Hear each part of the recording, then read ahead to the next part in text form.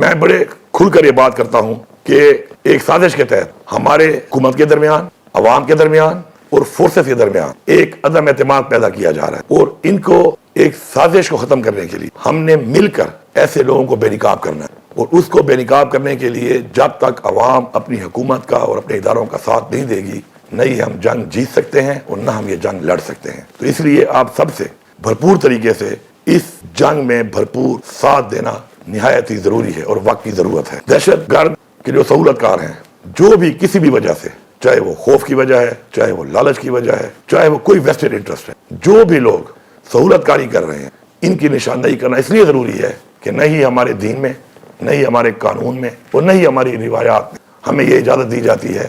کہ ہم کسی دہشت گرد کی سہولت کاری کریں۔ تو ہم نے دہشت گردوں کے ساتھ ساتھ ان کے سہولت کاروں کا بھی خاتمہ کرنا ہے۔ دہشت گرد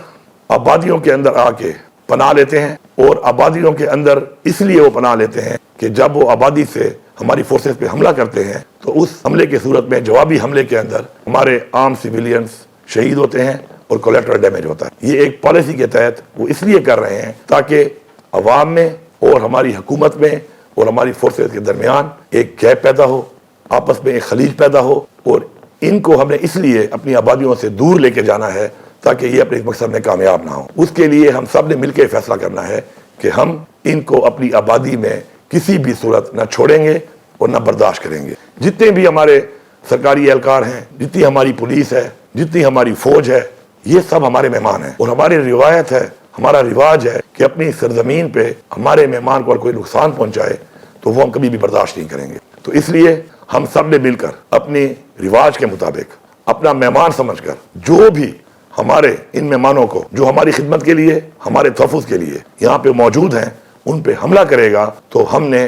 اس کو بھرپور جواب بھی دینا ہے اور اس کو اپنے علاقے سے نکالنا ہے۔ یہ ہمارے اوپر دینی طور پر، اخلاقی طور پر اور اپنی روایات کا ہمارے اوپر ایک قرض ہے کہ ہم نے اس کو اتارنا ہے، اور اپنی اس رواج کو ہم نے اسی طرح جس طرح ہمارے آباء و اجداد نے ہمیں منتقل کیا، اس رواج کو، اس روایت کو، اسی طرح اپنے بچوں کو منتقل کرنا ہے۔ ہم اپنے تمام ان لوگوں کا جنہوں نے دہشت گردی کے خلاف اس جنگ میں قربانیاں دی ہیں، جس میں ہماری پختونخوا کی عوام کی بہت بڑی قربانی ہے، ہماری پولیس کی بہت بڑی قربانی ہے، ہماری فوج کی بہت بڑی قربانی ہے، ہم ان تمام شہداء کا اور ان کی فیملیز کا جتنا بھی شکر ادا کریں وہ کم ہے، اس لیے کہ انہوں نے اپنی زندگیاں